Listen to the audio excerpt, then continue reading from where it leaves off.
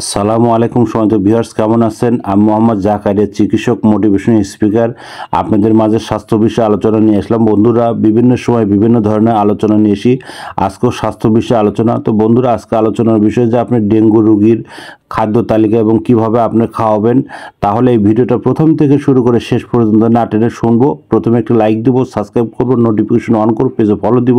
তাহলে স্বাস্থ্য সম্পর্কে নোটিফিকেশন আপনাদের কাছে পৌঁছে যাবে। তাহলে বন্ধুরা, মনোযোগ দিয়ে শুনুন। ডেঙ্গু রোগীর যে খাবারের প্রতিদিন তালিকা। বন্ধুরা, আপনি সকালে যে খাবারটা খাবেন সেটা পাউরুটি, নরম অংশ 2 টুকরো এবং আপনার দুধ এবং সিদ্ধ ডিম 1টা এবং কলা আপনার 1টা এবং সকালে 11:30 থেকে আপনার বেদনার রস 1 কাপ এবং আপেল ছোট 1টা এবং দুপুরে খাবার আপনার নরম ভাত 1 কাপ এবং ডাল আপনার 1 কাপ এবং সবজি সিদ্ধ করে অল্প তেল মশলা দিয়ে আপনার 1.5 কাপ এবং মাছ মাংস আপনার 2 টুকরো এবং ঝোল ছাড়া এবং বিকেলে খাবারটা আপনার সবজি ও চিকেন আপনার মিক্সড স্যুপ এবং অল্প তেল মশলা দিয়ে রান্না করা এবং 1 বাটি এবং রাত্রে আপনার খাবারটা আপনার নরম ভাত 1 কাপ এবং ডাল 1 কাপ এবং সবজি আপনার 1 কাপ এবং মাছ মাংস আপনার 2 টুকরো।